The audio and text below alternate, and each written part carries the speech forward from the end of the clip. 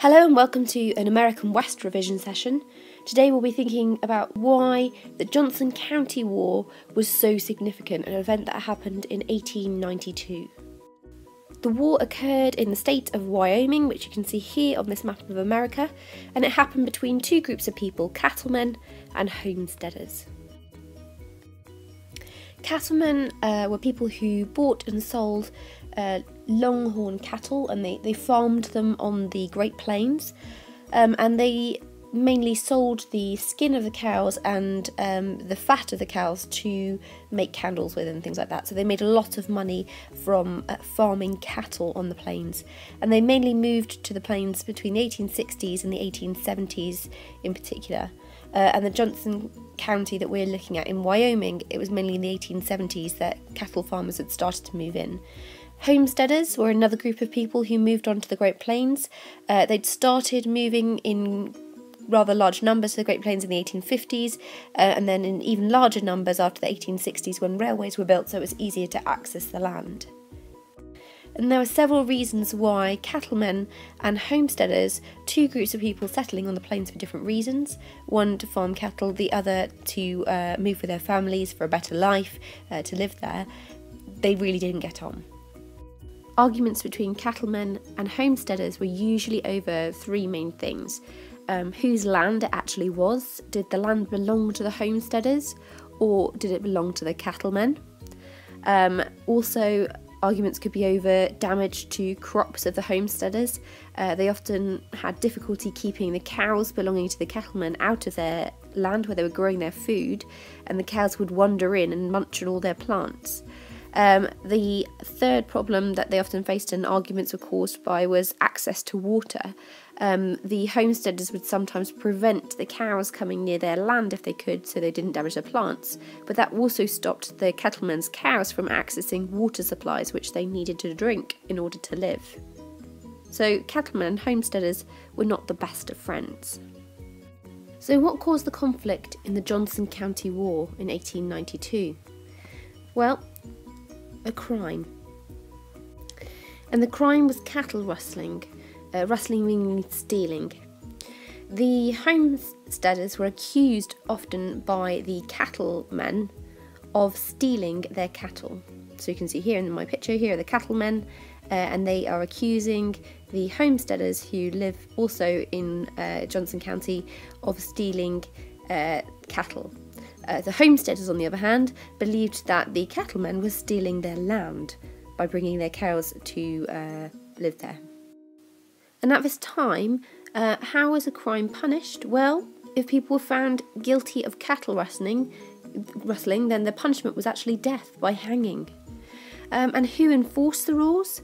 If someone was believed to have cattle rustled? Vigilante groups. Vigilante groups are kind of self-appointed groups of citizens or people who live in the area who take the law into their own hands because they don't believe that the normal laws are kept properly. So because Johnson County was in quite a remote area in the middle of the Great Plains, the main government, which is in the east of America, isn't really able to keep control. This is too remote. So local people, vigilantes, all kind of group together and take the law into their own hands, and that's exactly what happens in Johnson County. In 1889 was when the problems began in Johnson County. The cattlemen accused two individuals, Jim Averill, who was a shopkeeper, and Ella Watson, who was his mistress, of stealing cattle. And so they formed a vigilante group, and they went after Ella and Jim, and they captured them and they hung them, accusing them of having cattle rustled, stolen cattle. This made the homesteaders really angry, as none of the lynchers who'd gone after Jim and Ella and killed them for allegedly stealing cattle were ever brought to trial for what they did. And some of the homesteaders were suspicious that maybe the cattlemen were actually after the land that belonged to Ella and Jim so they could farm their cattle on it. But the problems didn't stop there. In 1892, the cattlemen were still not convinced that their cattle were safe. They still were accusing homesteaders of rustling their cattle, and they wrote a list of 70 people who they thought might be rustling their cattle, stealing their cattle. And they hired some gunmen, a group of people from Texas, to go out and to form another vigilante group and to kill this group of 70 people who they believed were rustling their cattle. So the vigilante group set off in search of the people they were going to kill, and the first place that they got to was KC Ranch. A ranch is just a name for a place where people lived, and there were also cattle. And the locals, the homesteaders, were really angry about this. There were a group of gunmen out to go and try and kill lots of people, and they felt it was unfair. So a group of 319 homesteaders, and also led by a sheriff known as Red Angus, all went out to try and trap the cattlemen and the gunmen who were after the homesteaders. The vigilante group was now trapped by the Sheriff Red Angus and the angry homesteaders, and they were really desperate to get some support because they were trapped and they didn't know what was going to happen to them. They were very worried for their lives. So they called for the support of the US cavalry, which means the army on horseback that the Americans had. And the army arrived. The cattlemen were indeed rescued by the army. Although in the struggle, 2 of the people on their list of 70 that they wanted to kill were actually shot by the cattlemen. Nate Champion and Nick Tate were 2 of the people who were shot in the struggle between the homesteaders and Red Angus and the vigilante group. So 2 of the 70 people were actually killed. But other than that, it was almost bloodless. There weren't that many deaths, and the army managed to free the cattlemen. But that wasn't the end of the story. The cattlemen were going to be charged with murder for what they had done, because they had actually killed 2 of the people on the list of names of people that they believed were cattle rustlers. However, they managed to go free because they bribed the judges and they bribed the court system so that they wouldn't have to go to court. However, they weren't entirely getting off with what they did. This was the last time that the cattlemen were as powerful as they had been. People found out about what they had done, and they were condemned for it.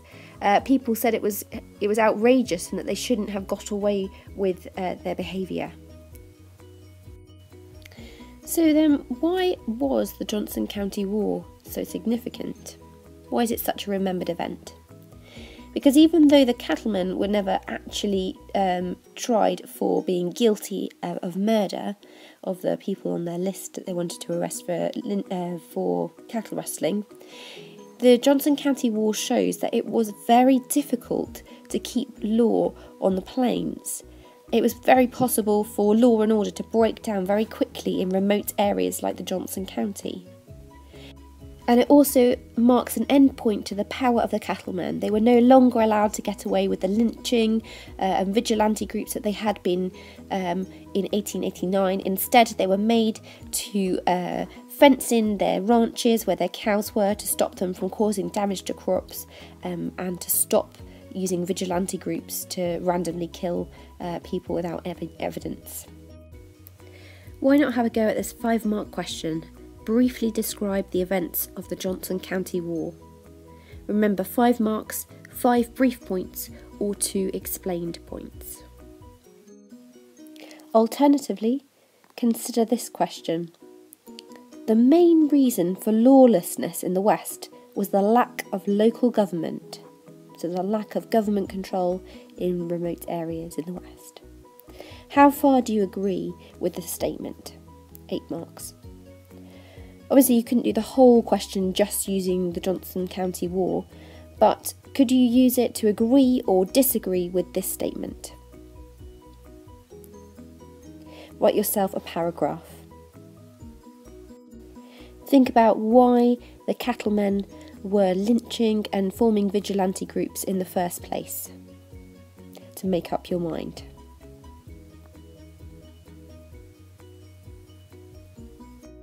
Well, that's the end of this revision session. I suggest you make some revision notes or mind maps or flashcards to help you reinforce this information. Good luck in your exam.